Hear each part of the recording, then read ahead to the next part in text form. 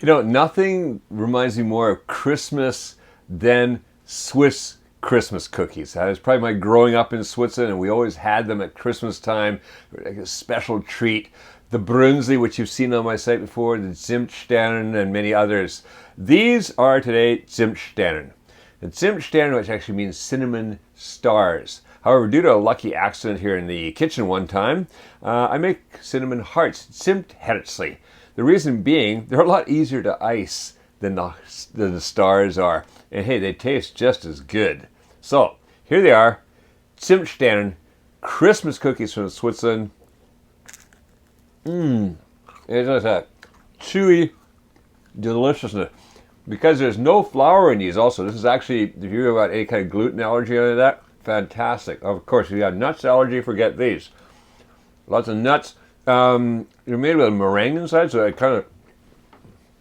just becomes really chewy and delicious. These have only been out of the oven for a little while, and they're already hardening up and becoming chewy.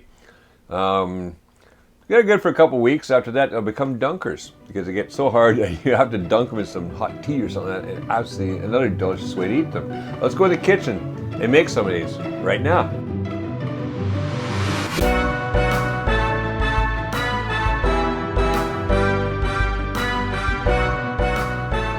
To make our Zimtsterne or our Zimtherzli, whichever ones we're making, it just depends on the shape. It's the same cookie. What I've got here is 12 ounces or 340 grams of almonds. I have here 2 cups of icing sugar sifted and an extra cup of icing sugar because we're going to need that depending on how much liquid we're getting from the eggs and all. And then also what we have here is, well, we've got the eggs, which is 3 egg whites. 2 teaspoons of cinnamon, ground cinnamon, and 1/8 of a teaspoon of salt just to pop the flavor a little bit. So first thing we're going to do is we're going to take those nuts and throw them in their food processor. I want to bring these, just bring them down, basically grind them until what I've got is a bit of a coarse, like a coarse nut flour, I guess you call it. Like grains of sand, basically. So that's what we're going for. Here we go.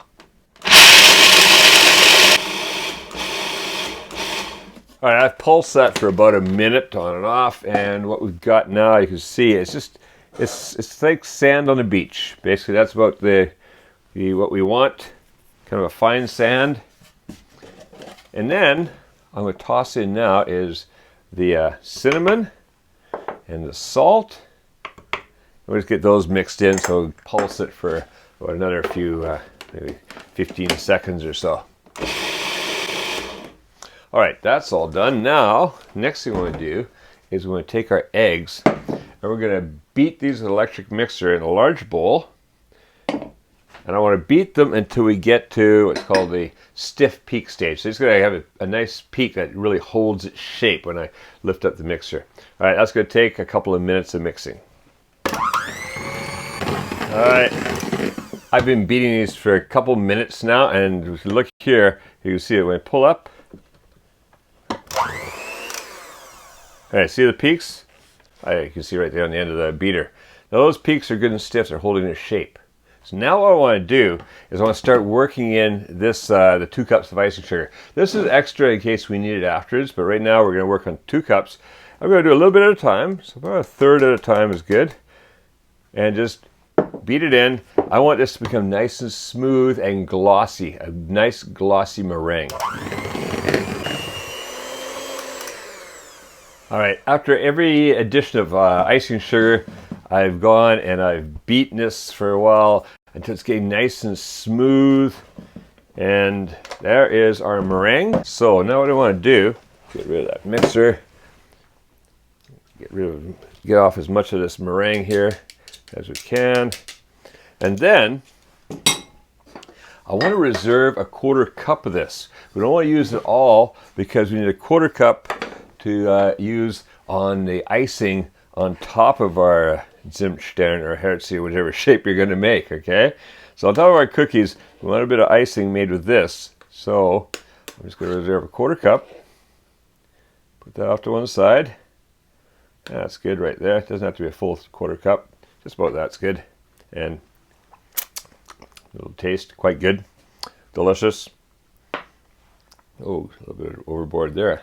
All right, so now with the leftover meringue, the main portion here, what I'm going to do is mix in the ground nuts. So let's get that out of there. Mix that in here like this.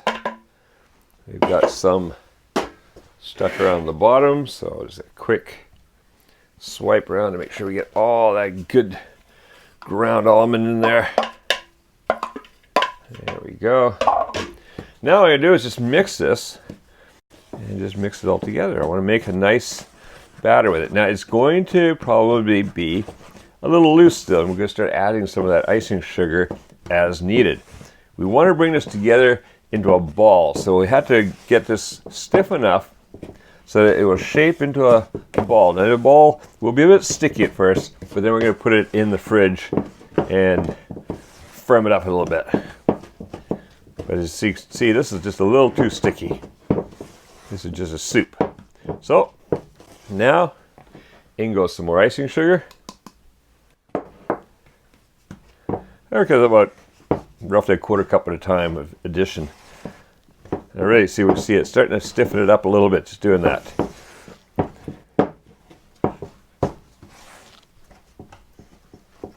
Okay, add a little bit more.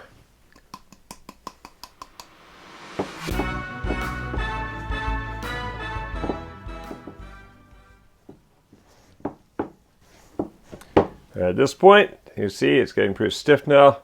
Just about use the whole cup of icing sugar. Depends on the size of your eggs and all kinds of things as to how much you're going to need. What I want to do now is for the rest of it, I'm going to kind of work it with my hands. Still pretty sticky. I'm working some more icing sugar. Get it around the outside there. Just so I can form this into a ball. That's getting pretty good.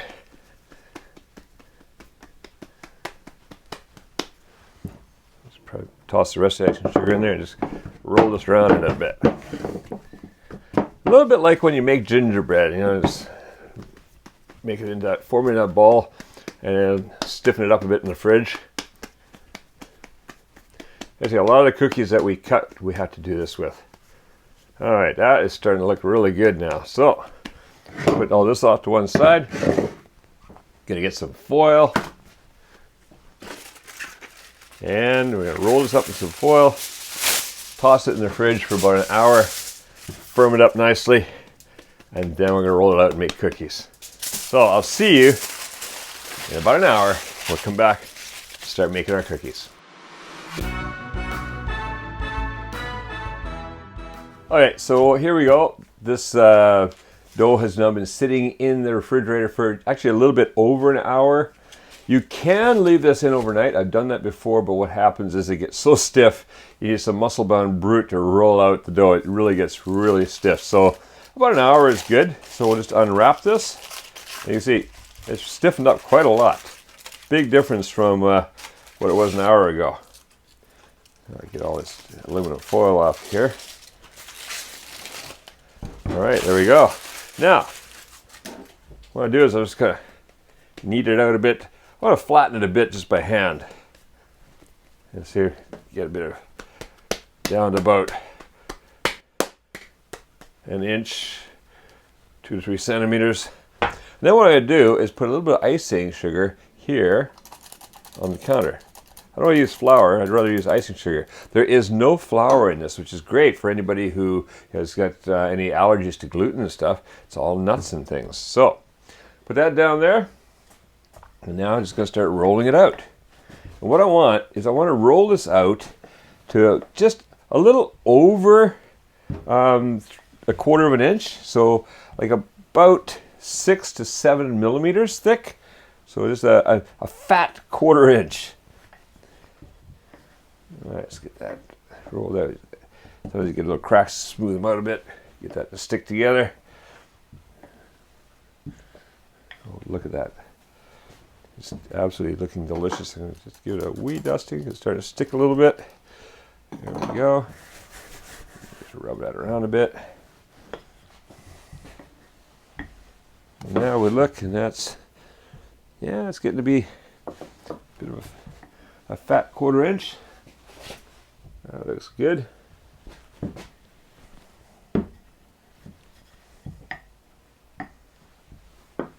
Now, take a cookie cutter. Now, as I said before, you can use star, which is the traditional way of making Zimtsterne, is to make a star shape, or you can use a heart.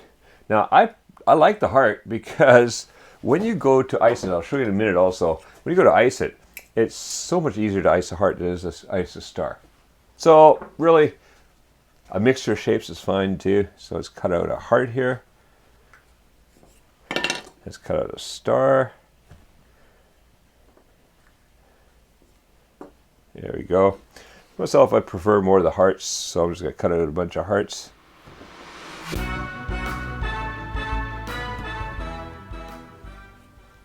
Now afterwards, you've got a bunch of these made, and you're down to, you got all these little pieces here. Just form them back into a ball again, and repeat the procedure. Roll it back out again.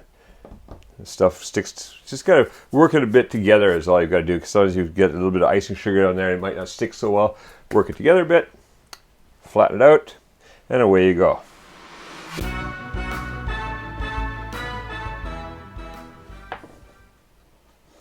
Alright, so we basically got enough hearts for our first batch. Now, I like to do, we got our icing here, that's also a bit in the refrigerator, because of course the egg whites and all.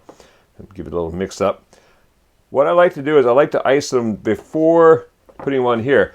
You can put them on the paper and all, but what you'll find is they slip around and they're a real pain to ice when they're on that paper. So here on the counter, much easier.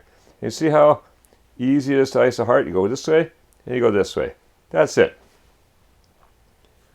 So all I do is just swipe and swipe. Basically like that. It's just going to cook down in a little bit, so it doesn't have to be absolutely perfect. In fact, a little imperfection makes your Zimt hearts look nice. All right, let's get these done. All right, so I've got a bunch of them ready here. We're going to get a few more ready yet, but just want to show you these have been iced. You just pop them onto the paper here.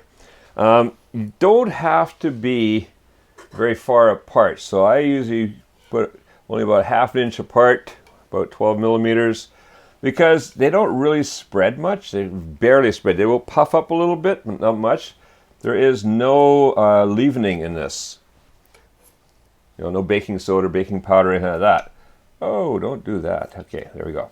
All right, so I can put a whole bunch of them on here. The oven is heating up right now at 300 degrees Fahrenheit or 150 degrees Celsius. Once I get a tray full, so you can go in there and they're going to bake for about 12 to 13 minutes. And then we're going to bring them out and have a look at them. See you then.